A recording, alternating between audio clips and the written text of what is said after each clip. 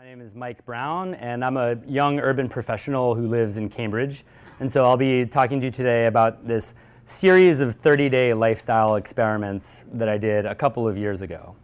And basically I'll be going through a couple of them. The way that it started was I got my first job after college, and essentially, my boss came up to me about 2 weeks into it, and he goes, "Yeah, we're gonna need you to work in the basement." And I said, "Oh no."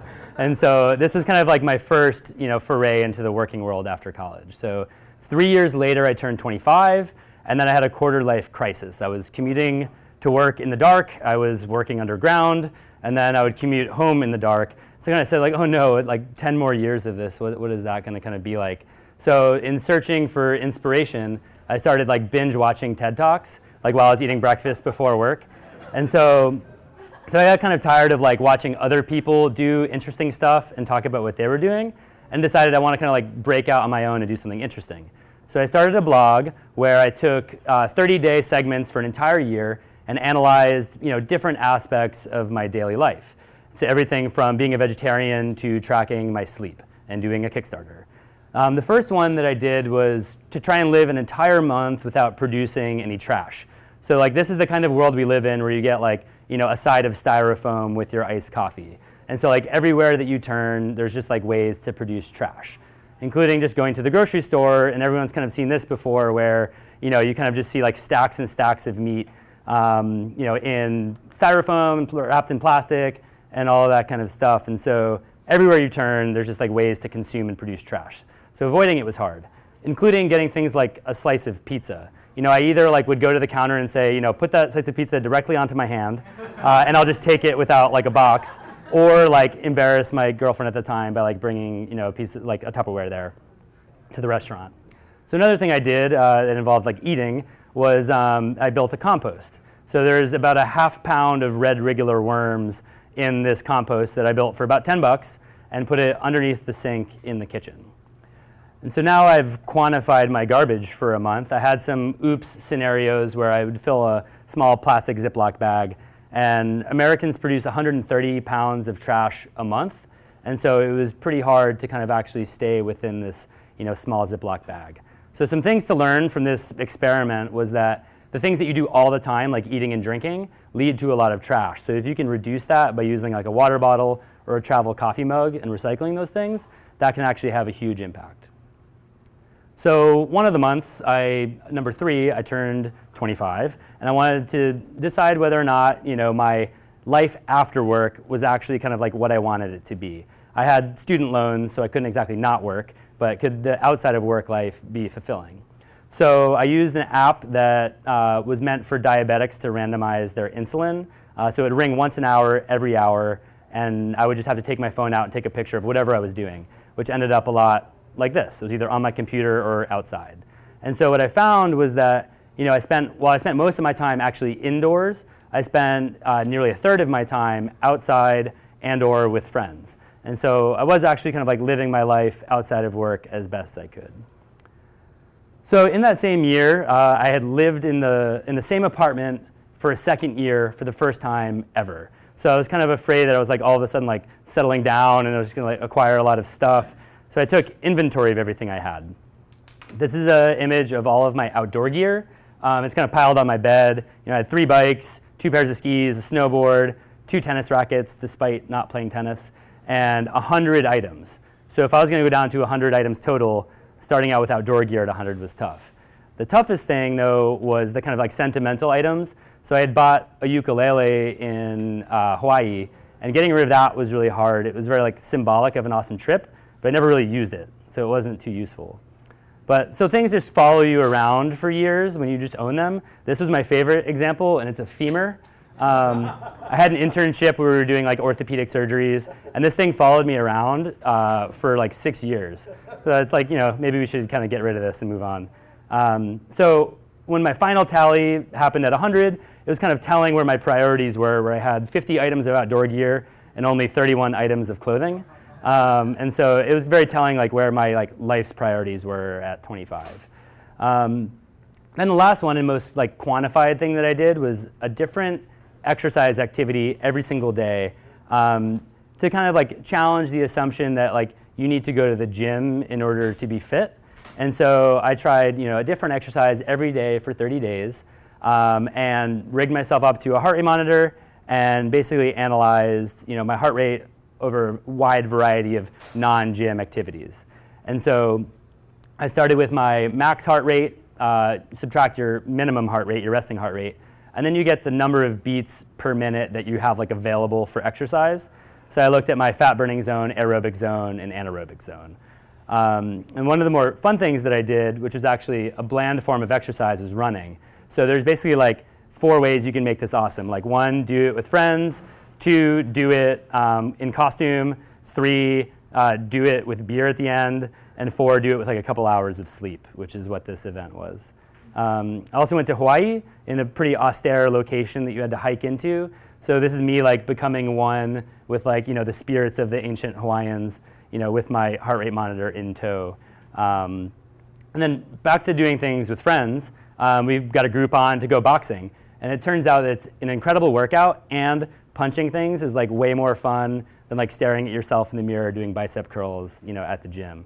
And so also while I was in Hawaii, I got involved in an outrigger canoe club team. I just kind of walked onto the beach and I was like, you guys seem like you're one short for a 5-man boat. Kind of hang out, and they're like, yeah, that sounds great. Just don't get your heart rate monitor wet. So in this same scenario, I took this, I'm rock throwing, I don't know if you can tell, but I took it from a friend who trains special forces people to stay fit in austere conditions. It turns out you just pick things up and throw them until you're exhausted.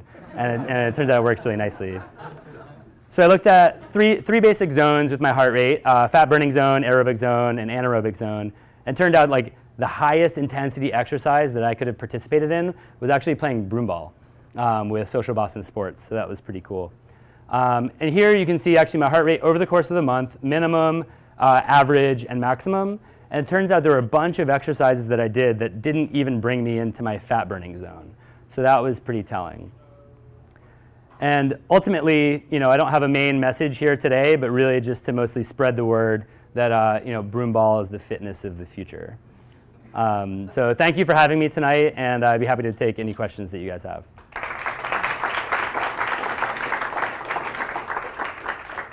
Sean, if you want questions, just raise your hand and you can point.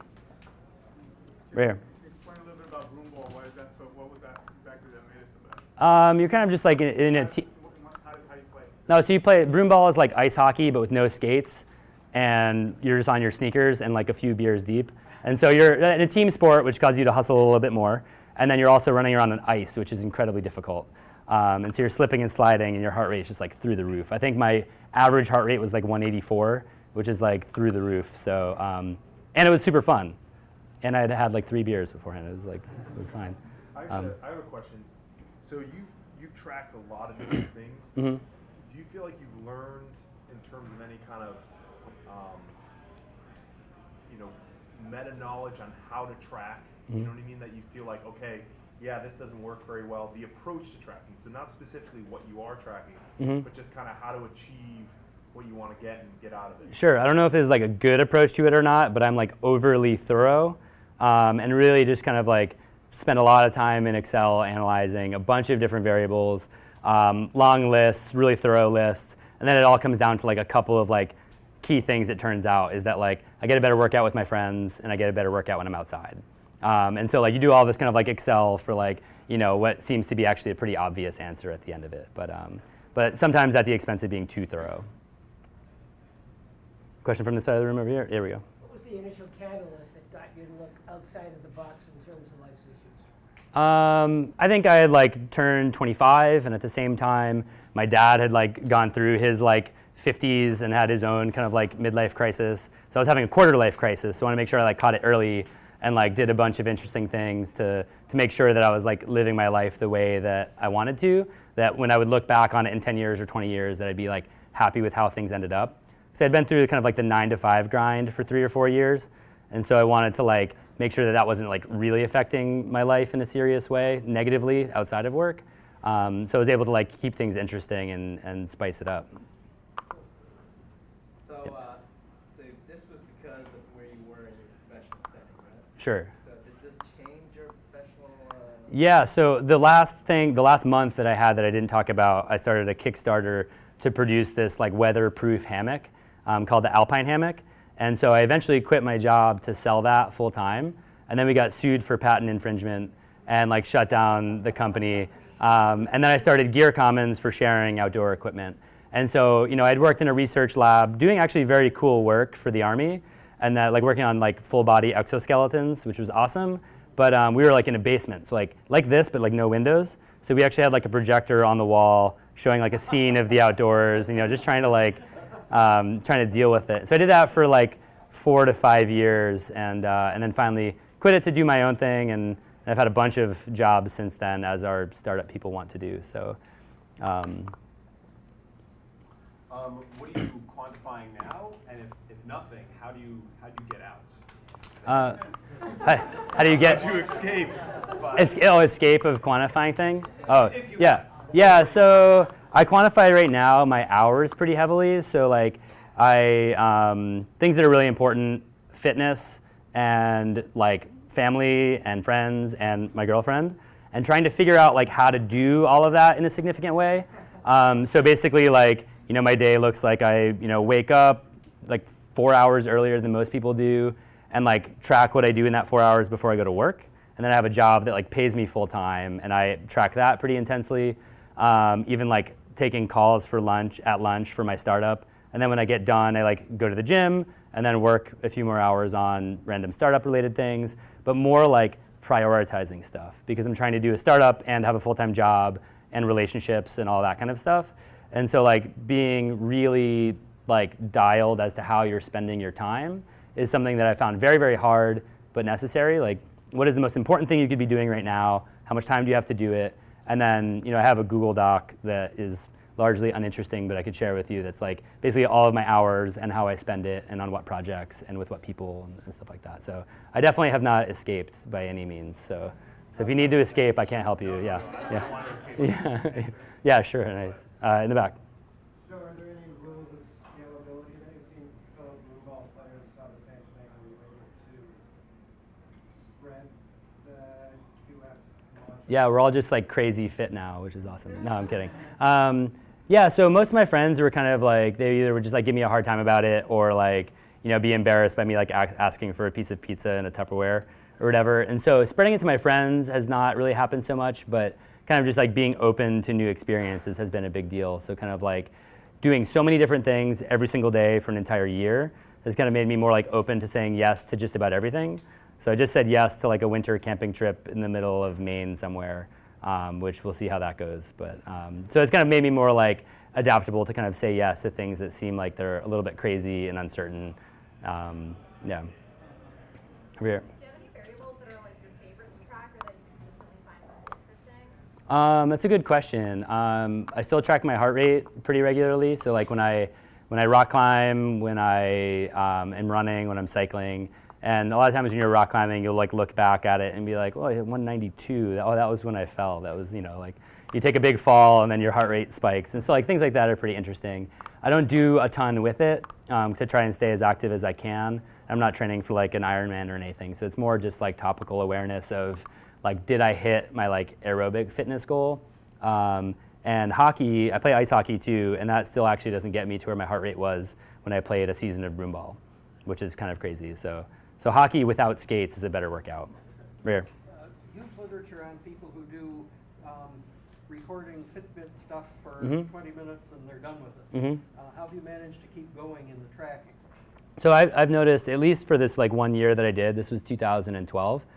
So it's been a couple of years, and little pieces of everything have found their way like into my daily life. So like, for example, I spent a month as a vegetarian, as somebody who was like raised as a meat eater. And I'm not a vegetarian now, but I'm probably like 95% vegetarian. So like, it really did like change a lot of behaviors, and it didn't really take like anything super significant. Like I didn't have to like try and do something for a year or have like a New Year's resolution. I just took like 30 days, focused on like one aspect, and it didn't like totally change my life, but you can see like little bits of it everywhere. So it was actually a super beneficial thing. And like, I did a Kickstarter for a month, and since then I've been like helping people out with Kickstarters and like totally following them and like being really, really into that scene, where that probably wouldn't have happened had I not kind of just jumped into it, right? Back. I have a question for your girlfriend. Has the hour tracking changed your boyfriend in any way? Well, I met him when he started hour tracking, so I signed up for the crazy. All right, last question. Right. So it sounds to me that you are using the Google Doc to keep track of all the activities. Yeah, in this particular set of experiments I did, it was all in Excel, and now I kind of keep it as a Google Doc, mostly to prove to my startup founders that I am actually spending enough time like working on it. But yeah, so I track a lot of it through Google Docs, mostly for like topical awareness, like I was saying for like my heart rate, for example. And if it looks like I spent 10% of the amount of time that I could have on a week on my startup, it really needs to actually be like 20. And so I try and shift things around, like my workouts and evening events after work, like this, for example, to kind of like fit that in. But I don't need any like intense processing of that data, so Google Docs seems to work fine. And I share it with people too, so. Yeah, are there easier apps like some kind of app to help you keep track of even smaller segments, for example? Yeah. How much phone calls you made, and how much you were commuting on the road. Yeah, yeah, it's kind of interesting. I actually like try to use apps as little as possible because I develop them for work. So I'm like, like 12 hours a day in like looking through apps, building apps, talking about apps, like having conference calls about apps, and like taking photos of apps within apps. And it's just like, so I eventually like, outside of work, I'm just like, oh man, like let's just use something kind of simple and reduce it down and kind of keep it really easy. So, and I share the Google Docs with people too, so it makes it easy to share. Yeah. Great. Cool. Thank you.